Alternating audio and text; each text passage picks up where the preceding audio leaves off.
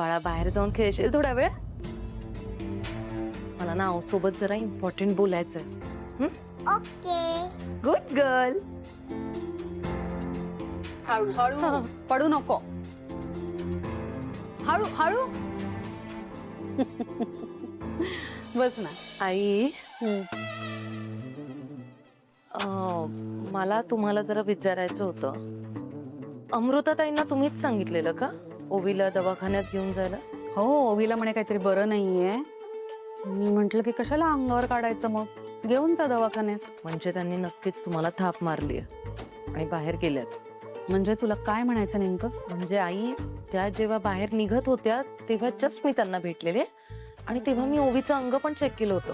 तिला अजिबात ताप नव्हता, एकदम ठणठणीत होती ती, उलट हुंदडत होती इकडून तिकडे. मग हे दवाखान्याचं कारण सांगून नक्की कुठे गेलेत? म्हणजे ओवीच्या तापाचं निमित्त करून अमृता दुसरीकडे कुठेतरी गेली असं म्हणायचं तुला? एक्झॅक्टली. मला 100% तसंच वाटतंय. ठीक आहे, येऊ दे तिला, मी तिला जाब विचारते. आई खरं तर ना तुम्हीच अमृताताईंना खूप मोकळीक देऊन ठेवली आहे, म्हणून हल्ली त्या तुमच्याशी असं खोटं वागण्याची हिंमत करू शकतात. नाही ठीक आहे, तिला येऊ दे, मी तिला चांगला जाब विचारेन. परत माझ्याशी कधीच खोटं नाही बोलायची ती. येऊ दे तिला. हो आई, नक्की विचारा. का दोघांनी इथेच थांबा, मी बाकीच्या मुलांना भेटून येते. हा, आणि अवीर, हिची काकू आली की मला आवाज दे. हो हो. आलीच.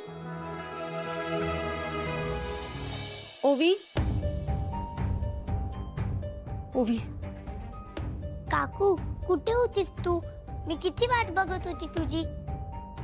ते काका तुला तिकडे शोधायला गेले. ओवी ऐक ना, आता प्लीज काहीही बोलू नकोस, आपल्याला खूप उशीर होतोय. चल आपल्याला निघायला हवं. अहो काकू, अजून ओवीचं ऍडमिशन बाकी असतं बघा. ऐक, एक काम करा, तुम्ही याच्यावर तुमची सही करा आणि तिचं नाव नोंदवून घ्या. फक्त 2च मिनिटं लागत असतात बघा. घ्या. ऐक ना बाळा, आता फॉर्म वगैरे भरायला आम्हाला अजिबात वेळ नाही, आम्हाला खूप उशीर होतोय. चल. अहो काकू, पण ही शेवटची सीट असते बघा. उद्याचा दिवस पण शेवटचा असतो की हो. आज फॉर्म नाही भरलं तर तिला ऍडमिशन नाही मिळणार. प्लीज हा चान्स घालू नका, माझी विनंती आहे तुमच्याकडे. प्लीज. आली. अहो वहिनी, कुठे होता तुम्ही? अहो तुमची काळजी वाटत होती. सगळं ठीक आहे ना? हो सारंग सर, सगळं ठीक आहे. उशीर झाला कारण एका कटकटीचा कायमचा निकाल लावून आली आहे मी. म्हणजे त्या रतनला घटस्फोटाचे पेपर देऊन आली आहे मी. आता तो काही गडबड करणार नाही. त्याचेच धात त्याच्याच घशात घातलेत. ते तर होणारच होतं.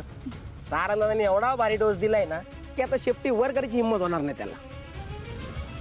सारंग सर आणि बबलू, तुम्ही दोघं खूप मोलाचं काम करताय. अन्यायाविरुद्ध लढण्यासाठी खरंच खूप हिंमत लागते. आणि मी फक्त तुमच्यामुळे वाचली आहे सारंग सर. रतनने माझ्यावर खूप अन्याय केले. माझ्यासोबत त्यांनी असं काही केलंय ना की जे मी तुम्हाला सांगू शकत नाही. तुमचं बरोबर आहे वहिनी, पण हे सगळं करत असताना एका गोष्टीची उणीव जाणवते मला. ते म्हणजे तुमच्यासारखी जेव्हा एक महिला आमच्याकडे मदत मागायला येते तेव्हा मला असं वाटतं की आमच्या टीममध्ये कोणीतरी बाई माणूस असावी मदतीसाठी. हो सारंग सर, ही गोष्ट तर मलाही प्रकर्षाने जाणवली. तुमच्या बघण्यात कोणी अशी व्यक्ती आहे का जिला आवडेल हे काम करायला किंवा मदत करायला आवडेल? हो सारंग सर, आहे ना. जर तुमची हरकत नसेल तर मी तुमच्यासोबत काम करू. अरे मला खूप आवडेल तुमच्यासोबत काम करायला.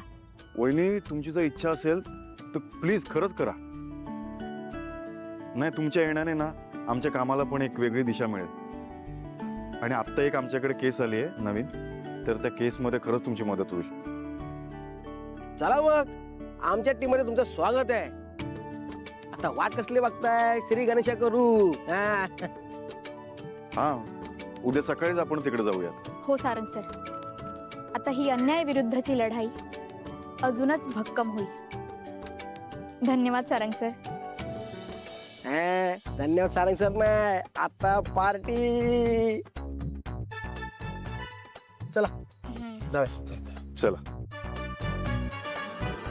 बाबा म्हणाला गाणं गाता येणार नाही, तू म्हणालीस गाणं शिकता येणार नाही, आणि आता म्हणतेस की गाण्याचा क्लास लावायचा नाही?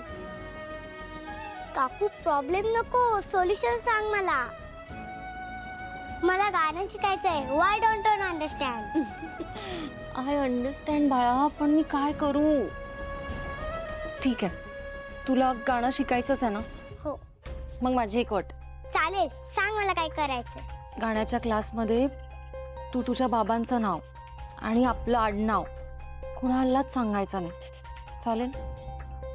मग फॉर्मवर काय लिहिणार? तेच सांगते ना की फॉर्मवर आपण तुझं खरं नाव लिहायचंच नाही. मग आता लिहायचं काय? लिहायचं काय? ओवी तर तुझं नाव सगळ्यांना माहिती आहे. मग आता ओवी ओवी ओवी अमृता पानसे, चालेल? आणि कोणी विचारलं ना तर सांगायचं की मी माझ्या आईचं नाव लावते. ओके? पण शाळेत तर आपण बाबांचं नाव लिहितो ना. बाळा ऐक ना, आपण जर हे गुपित ठेवलं नाही ना तर तुला काय, मला पण या घराबाहेर पडता येणार नाही. त्यामुळे तुला जर गाणं शिकायचं असेल ना तर तुला एवढं तर करावंच लागेल. तू तर म्हणाली खोटं बोलायचं नाही, आणि आता तूच तर खोटं बोलायला सांगतेस. बाळा ऐक ना, बरोबर आहे, खोटं बोलायचं नसतंच. पण कधी कधी ना ज्या खोट्यामुळे कोणाचं नुकसान होत नाही किंवा ज्या खोट्यामुळे कुणाचं भलं होत असतं ना, ते खोटं बोललेलं चालतं ग कधी कधी.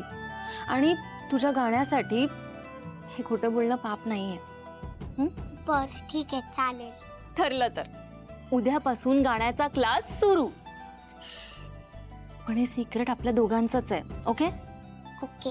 कुणालाच कळता कामा नये. प्रॉमिस? प्रॉमिस.